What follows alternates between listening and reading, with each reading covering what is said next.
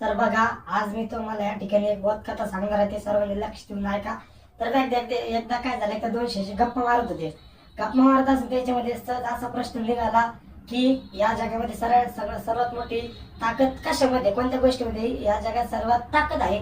तर त्यामध्ये पहिल्या शिष्याने उत्तर दिलं की या जगामध्ये सर्वात जास्त ताकद हत्तीमध्ये, कारण की जेवढी ताकद हत्तीमध्ये तेवढी ताकद कशामध्येच नाही. तर दुसरा शिष्य म्हणाला, नाही रे, या जगामध्ये सगळ्यात मोठी ताकद ही हवेमध्ये, कारण की हवा जर आली सर्व काय होणार आहे, उडून जाणार आहे. तर असं त्या दोघांमध्ये विषय चालू असतानाच तिथे त्यांचे गुरु आल्यानंतर ते काय म्हणाले, चला आता आपण काय करू, हा प्रश्न गुरूंनाच विचारू. तर त्यांनी गुरुला असा प्रश्न विचारला की गुरुदेव, या जगामध्ये सगळ्यात मोठी ताकद कशामध्ये, तुम्ही आम्हाला सांगा. तर त्यावर त्यांचे गुरु त्यांच्यावर रागवले. ते गुरूंना त्या मुलांचा काय आला, राग आला. गुरु त्या मुलांना म्हणाले, का रे, तुम्हाला काही काम धंदे नाही, काही नाही, कुठं उठलं सुटलं, कुठं काही विषय काढतात, कुठं गप्पा मारतात. असं बोलल्यानंतर ते गुरु त्यांना म्हणाले, चला आपलं काम करा. तसं बोलून ते गुरु तिकडून निघून गेले. गुरु निघून गेल्यानंतर मग त्या मुलांना त्या गुरूंच्या बोलण्याचा फार राग आल्यानंतर मग ते मुलं त्या गुरूंबद्दल बोलत होते, अरे आपले गुरु असे जे कोणाला व्यवस्थित पाहत नाही, कोणाला व्यवस्थितपणे बोलत नाही, कधी कोणाला कुठं बोलतात, काही पण बोलतात, त्यांना काही बोलण्याची पद्धत नाही. म्हणजे गुरुबद्दल काय वाईट बोलू लागले.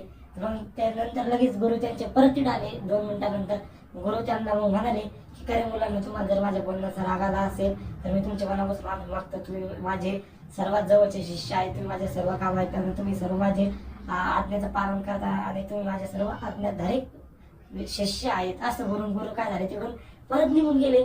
आता गुरु त्यांना चांगलं बोलले, त्यामुळे त्या मुलाच्या मनाला, शिष्याच्या मनाला थोडं काय वाटलं, चांगलं वाटलं. मग ते काय करू लागले, त्या गुरूंबद्दल चांगले विचार करू लागले, अरे आपले गुरुले चांगले आहेत, आपल्याला किती चांगले शिकवतात, आपली किती मस्त काळजी घेतात, तेवढी काळजी या जगात आपल्याला कोणीच देऊ शकत नाही. म्हणजे गुरुशी काय करू लागले, त्या ठिकाणी चांगले गुरु त्या ठिकाणी कौतुक करू लागले. त्यानंतर परत तिथे काय आले, त्यांचे गुरु आल्यानंतर मग गुरु त्यातला म्हणाले, बघा मुलांनो, तुम्हाला तुमच्या प्रश्नाचं उत्तर मिळालं असेल.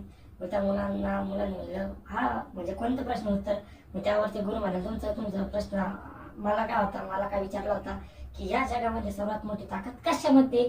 तर या जगामध्ये सर्वात मोठी ताकद बोलण्यामध्ये, कारण की मी तुम्हाला सुरुवातीला वाईट बोललो, तर तुम्ही माझ्याबद्दल काय करू लागले, वाईट विचार करू लागले. नंतर मी तुमच्याबद्दल चांगलं बोललो, तर तुम्ही माझ्याबद्दल काय विचार करू लागले, चांगला विचार करू लागले. त्याचप्रमाणे आपण आपल्या बोलण्याने फार आपले फरक पडू शकतो, कारण की आपलं जे मन आहे, कारण की बघा, सर्व काही टिकू शकतं. आपल्याला राग आला, आपला तो राग थोड्या वेळानंतर काय होऊ शकतो, ठीक होऊ शकतो, परंतु आपण बोललेले शब्द कधीच परत घेता येत नाही. आपण जर रागामध्ये कोणाला वाईट साईड बोललो, ते त्याच्या मनाला लागलं आणि मग थोड्या वेळानंतर आपला राग कंट्रोलमध्ये, म्हणजे राग शांत झाला, परंतु आपण त्या माणसाला बोललेलं कधी शांत होणार नाही. त्यामुळे हा सर्वात महत्वाचा पॉईंट होता की या जगामध्ये सर्वात मोठी ताकद कशामध्ये, बोलण्यामध्ये, कारण की बोलण्याने काही पण होऊ शकतं, बोलण्याने चांगल्याचं वाईट होऊ शकतं, वाईटच चांगलं होऊ शकतं. मग या बोधकथेचं तात्पर्य एवढंच की या जगामध्ये सर्वात मोठी ताकद बोलण्यामध्ये. तर धन्यवाद. जय बाबाजी. सर्वांना बोधकथा कशी वाटली सर्वांनी नक्की कळवा.